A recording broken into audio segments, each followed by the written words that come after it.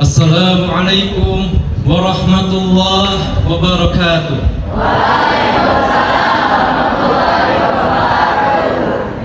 Innal hamdalillah nahmaduhu wa nasta'inuhu wa nastaghfiruh wa na'udzu billahi min shururi anfusina wa min sayyiati a'malina. May yahdihillahu fala mudilla lahu wa may yudlil fala hadiya lahu. Asyhadu an la ilaha illallah wa asyhadu anna Muhammadar Rasulullah. Wa qala Allah ta'ala fil Qur'anil Karim, a'udzu billahi minasy syaithanir rajim. Waltakum minkum ummatun yad'una ilal khairi wa ya'muruna bil ma'rufi wa yanhauna 'anil munkar. Ulaika humul muflihun. Sadaqallahul azim. Segala puji bagi Allah Tuhan semesta alam, mengatur semua makhluk dengan nikmatnya, yang menjelaskan halal dari yang haram, yang memberi karunia kepada hamba-hambanya dengan nikmat yang ada. Dialah satu-satunya zat yang layak dan wajib kita ibadahi. Saya bersaksi bahwa tidak ada sesembahan yang hak selain Allah semata yang tiada sekutu baginya. Dan saya bersaksi bahwa Muhammad SAW adalah hamba dan utusannya. Ya Allah, limpahkanlah shalawat dan kesejahteraan pada hamba dan utusanmu Muhammad, juga kepada keluarga dan para sahabat beliau pemilik ilmu dan petunjuk. Tidak lupa, haruslah kita terus bersyukur kepada Allah Subhanahu wa Ta'ala yang telah memberikan kita nikmat iman dan Islam. Karena nikmat iman dan Islam ini adalah nikmat yang paling tinggi, yang paling mulia, yang hanya diberikan kepada orang-orang pilihannya, dan bisa kita rasakan nikmatnya di dunia maupun di akhirat. Tidak seperti orang-orang kafir hanya mendapatkan nikmat duniawi saja, seperti nikmat makan, nikmat kenyang, nikmat berjalan, nikmat menghirup oksigen yang segar, dan lain sebagainya. Hadirin yang dimuliakan oleh Allah, perkenankan saya untuk menyampaikan pidato dengan judul Ramadan. Puasa pada bulan Ramadan adalah kewajiban Allah atas kita semua. Amal seorang hamba adalah bagi diri mereka sendiri, dan Allah sendiri akan menerimanya dari hambanya yang mukmin dan mengganjarinya. Di sisi Allah pun terdapat pahala yang baik. Dengan berpuasa berarti seseorang menahan makanan dan minumnya, serta menahan dirinya dari nafsu dalam rangka mendekatkan diri dan melaksanakan semua perintahnya, mengharap rahmatnya, ampunan serta kebaikannya. Ketika di bulan Ramadan, kita juga jangan lupa untuk meningkatkan takwa kita kepada Allah Subhanahu wa Ta'ala. Karena walaupun setan-setan dibelenggu, masih ada setan-setan dari golongan manusia dan nafsu negatif yang ada pada diri manusia. Jadi, tidak menutup kemungkinan seorang muslimin berbuat maksiat pada bulan Ramadan. Nauzubillahi min dzalik. Rasulullah sallallahu alaihi wasallam bersabda, "Ittaqillaha haitsu ma kunta wa atbi as-sayyi'atal hasanata tamuha wa khaliqin nas bi khuluqin hasan." Yang artinya, bertakwalah dimanapun kau berada, dan iringilah setiap keburukan dengan kebaikan, karena kebaikan ini akan menghapus keburukan, dan pergaulilah manusia dengan akhlak yang baik. Hadis Hasan riwayat At-Tirmidzi nomor 97. Dari hadis tersebut, Rasulullah SAW memerintahkan kita semua untuk bertakwa kepada Allah dimanapun dan kapanpun kita berada. Lalu, ketika tubuh ini ingin melakukan hal-hal yang tidak diridhai oleh Allah dan dibenci olehnya, sebaiknya kita menahan diri sembari beristighfar. Astagfirullahaladzim, astagfirullahaladzim, astagfirullahaladzim. Dan kita memikirkan konsekuensinya nanti, dan mengganti keinginan-keinginan negatif itu dengan hal-hal yang positif, amalan-amalan saleh, seperti tadarus Al-Quran, menghafal ayat-ayat Al-Quran, berzikir kepada Allah, berolahraga, mengobrol dengan kerabat atau keluarga, dan hal-hal positif lainnya. Apabila kita menjauhi kegiatan-kegiatan yang dapat memancing nafsu negatif keluar, dan kita berusaha untuk memperbanyak berbuat kebaikan, insya Allah akan Allah hapus dosa-dosa yang telah kita berbuat.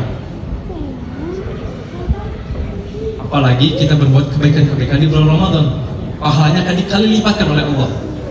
Bahkan satu amalan yang kita kerjakan, pahalanya bisa kita dapatkan seperti amalan yang dikerjakan selama 83 tahun 4 bulan pada suatu malam, yaitu malam yang dimana Allah menurunkan Al-Quran pada malam itu.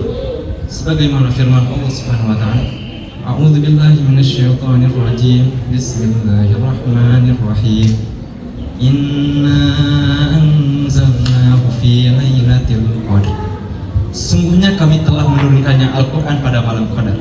Quran surat Al-Quran surat ke-97 ayat 1. Malam Qadar atau Lailatul Qadar adalah malam kemuliaan, malam yang lebih mulia daripada 1000 bulan. Ketika kita beramal di malam ini, pahala yang kita dapatkan dari satu amalan dan sebanding dengan amalan yang dikerjakan selama 83 tahun 4 bulan. Nah, kapankah Lailatul Qadar itu? Ada riwayat yang mengatakan bahwa Lailatul Qadar ini terjadi pada 10 hari terakhir di bulan Ramadan. Ada juga riwayat lain yang mengatakan bahwa Lailatul Qadar ini terjadi pada malam-malam ganjil di bulan Ramadan. Hadirin yang dimuliakan oleh Allah, apabila kita ingin mendapatkan keuntungan yang penuh di bulan Ramadan ini, maka perbanyak berbuat kebaikan dan kejarlah Lailatul Qadar. Yang saya maksudkan kejarlah Lailatul Qadar itu bukan berarti kita mengejar dengan berlari, tetapi kita kerjakan amalan-amalan kebaikan ketika Lailatul Qadar. Lalu bagaimana caranya? Yaitu dengan melelahkan waktu dan harta kita untuk bisa beribadah secara maksimal ketika Lailatul Qadar.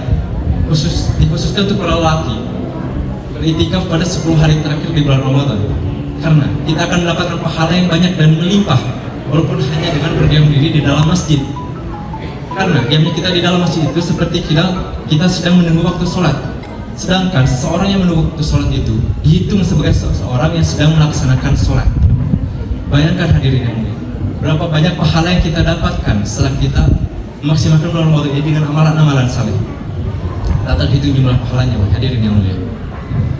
Lailatul Qadar juga selain berada pada malam-malam tertentu, ia juga memiliki waktunya sendiri, yakni setelah waktu maghrib hingga terbit waktu fajar atau subuh. Hadirin yang dimuliakan oleh Allah, puasa juga berarti menahan anggota badan dari melakukan dosa. Puasa tangan maknanya menahan diri untuk tidak melakukan gangguan, mengambil hal-hal yang diharamkan, seperti mencuri, mengambil barang orang lain tanpa izin. Puasa kaki maknanya tidak melakukan tindakan-tindakan kerusakan dan segala aktivitas yang membuat Allah murka, seperti melompat-lompat di atas kasur, menendang tanaman orang lain. Puasa lisan maknanya menahan segala kemungkaran, hal yang sia-sia, ucapan dusta, serta membicarakan keburukan orang lain. Saya ingatkan bahwa kita jangan sampai menyepelekan berkata dusta, karena kalau kita tidak bisa mengalihkan diri untuk berdusta, kita akan terbiasa melakukan dusta dalam kehidupan sehari-hari. Bahkan seseorang yang sering melakukan dusta, berkata dusta, dan terbiasa untuk berkata dusta akan jadi orang-orang yang golongan munafik. Dan orang-orang munafik ini berada pada coraknya neraka. Sebagaimana sabda Nabi Sallallahu Alaihi Wasallam, ayatul munafiqin talatun, idza hadatha kadzaba wa idza wa'ada akhlafa wa idza tu'mina khan. Artinya, ciri-ciri orang munafik ada 3. Apabila berkata dusta, apabila berjanji ingkar, apabila dia diberi amanat dia khianat. Hadis sahih riwayat Bukhari Muslim nomor 16. Termasuk juga puasa telinga, maknanya tidak mendengarkan gosip, kebohongan, dan perkataan yang tidak ada manfaatnya. Puasa mata maknanya tidak melihat hal-hal yang diharamkan secara umum, khususnya lawan jenis yang tidak dihalalkan baginya, meneropong rahasia serta aurat. Apalagi para remaja harus bisa menahan diri untuk tidak mengikuti nafsu negatif, karena pada masa-masa remaja emosional pada dirinya belum bisa dikendalikan secara maksimal. Dan pasti semua manusia pada masa remaja memiliki rasa penasaran dan ingin tahu yang tinggi. Maka dari itu, sebagai orang tua yang memiliki anak remaja, hendaknya dimasukkan ke pesantren, dikarenakan anak kita akan dijaga, dididik di dalam ruang lingkup pesantren yang ketat dengan agama dan syariat-syariat Islam lainnya. Contohnya, jangan jauh-jauh ke pesantren lain. Kata pesantren ini, banyak orang-orang yang berubah di sini. Misalkan orang-orang yang dulunya belum mempunyai hafalan Al-Quran atau hadis, sekarang ia sudah memiliki hafalan Al-Quran atau hadisnya sendiri. Orang-orang yang dulu bersantai-santai ketika sudah memasuki waktu sholat, sekarang ia sudah rajin melaksanakan sholat 5 waktunya secara berjamaah di dalam masjid, serta memiliki risau ketika azan kumandang setelah selesai tetapi ia berada di dalam masjid. Sampai di sini saya rasa sudah cukup. Saya berharap hadirin yang mampu mengambil faedahnya dengan senang dan lapang dada.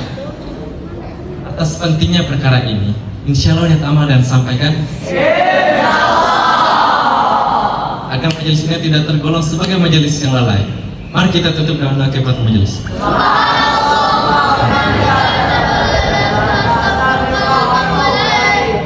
Allahumma bisawab. Wassalamualaikum warahmatullahi wabarakatuh.